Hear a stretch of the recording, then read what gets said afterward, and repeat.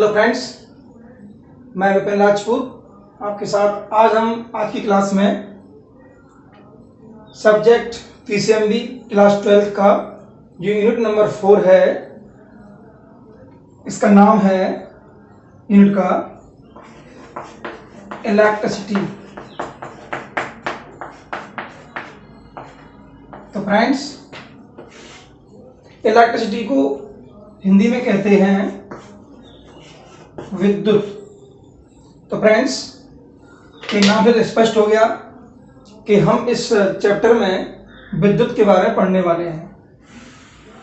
विद्युत के पहले आवेश को जानना बहुत जरूरी है। तो हम बात कर रहे हैं आवेश के बारे में, यानी कि चार्ज। जब हम चार्ज के बारे में बात करें तो चार्ज के लिए जानना जरूरी है कि चार्ज पैदा कैसे होता है और चार्ज के प्रकार कितने होते हैं। तो मैं आपको बताता हूँ स्टार्ट से। जब वैज्ञानिकों ने एक्सपेरिमेंट्स किया और उन्होंने देखा कि यदि हम इस कांच की छड़ को इस रेशम के कपड़े पर रगड़ते हैं तो रगड़ने पर आप देखेंगे कि इस कांच की छड़ पर प्लस आवेश पैदा हो जाता है।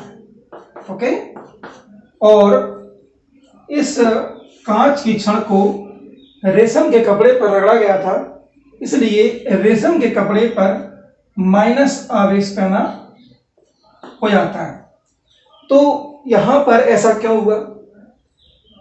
आवेश के इलेक्ट्रॉनिक सिद्धांत के अनुसार एक नियम होता है कि जब एक वस्तु को दूसरी वस्तु पर रगड़ा जाता है तो उस अवस्था में देखा गया कि एक वस्तु के द्वारा इलेक्ट्रॉन का त्याग किया जाता है और एक वस्तु के द्वारा दूसरी वस्तु के द्वारा इलेक्ट्रॉन को ग्रहण किया जाता है। तो ऐसी कंडीशन में अगर आप देखेंगे तो आप पाएंगे कि जो वस्तु इलेक्ट्रॉन का त्याग कर रही है तो वो पॉजिटिव होगी, यानी कि ए वस्तु इलेक्ट्रॉन का त्याग कर रही है इसलिए ये पॉजिटिव हो गई है, और ए वस्तु इलेक्ट्रॉन का ग्रहण कर रही है यानी कि इसने त्याग किया है और वो उसने प्राप्त कर लिया है। तो यहां से दो बातें आप सीख चुके हैं कि जो वस्तु इलेक्ट्रॉन का त्याग करेगी वो पॉजिटिव होगी और जो वस्तु इलेक्ट्रॉन को ग्रहण करेगी वो नेगेटिव होगी। इस तरह से यहाँ पर वैज्ञानिकों ने और भी एक्सपेरिमेंट्स किए। छड़ जो होती है उसका भी किया, जो छड़ होती है वो नाइट की उसका भी किया, रबर पर किया, प्लास्टिक पर किया, बिल्ली की खाल पर किया। तो इस तरह से उन्होंने पाया कि एक वस्तु पॉजिटिव हो रही है, एक वस्तु नेगेटिव हो रही है, और इस तरह से स्पष्ट हो गया कि आवेश दो प्रकार के होते हैं। पहला जो आवेश है वो हमारा आवेश का प्रकार हो गया धनात्मक, और दूसरा जो प्रकार है वो प्रकार हो गया हमारा ऋणात्मक। ओके फ्रेंड्स, तो इस तरह से आपने जाना कि आवेश के दो प्रकार होते हैं, एक धनात्मक आवेश और एक ऋणात्मक आवेश। अब हम इसके बाद यदि हम बात करें तो हमारा जो अगला टॉपिक है वो अगला टॉपिक ये रहेगा कि विद्युत आवेश का जो मात्रक है वो क्या होता है। विद्युत आवेश का जो मात्रक है वो कूलाम होता है। क्या होता है? विद्युत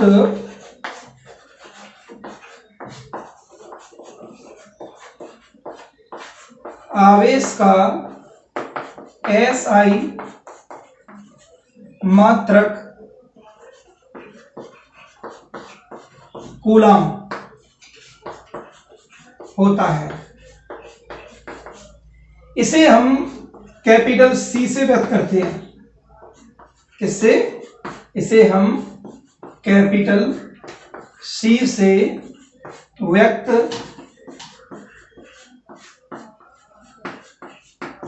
करते हैं। ओके, अब जैसे ही इसको कैपिटल C से व्यक्त करेंगे ना तो यहां पर आपके माइंड में क्वेश्चन आ रहा होगा कि C से व्यक्त क्यों करते हैं, क्योंकि कूलाम का जो अंग्रेजी होता है वो अंग्रेजी होता है CULAMV, इसलिए इसका जो पहला जो वर्ड है उससे हम इसको स्पष्ट कर देते हैं। अब यहां पर एक बात और मैं स्पष्ट कर दूं कि जो आवेश का जो मात्रक है वो आवेश का मात्रक कैसे निकला, कूलम कैसे निकला। तो इस मात्रक को हम एक सूत्र होता है, वो सूत्र क्या होता है, विद्युत धारा। क्या? विद्युत धारा बराबर होता है आवेश बटे समय। आवेश बटे समय। तो आवेश बटे जो समय होता है ना, वहां से अगर देखा जाए तो यहां गुणा कर देंगे तो हमारा क्या आ जाएगा, हमारा आ जाएगा आवेश बराबर विद्युत धारा गुणा समय। क्या हो जाएगा? समय। ओके। तो यहां पर अगर हम समय की बात करें तो समय t होता है, इसको हम ऐसे भी दे सकते हैं q बराबर आई इंटू टी। q बराबर आई इंटू टी। तो यहां पर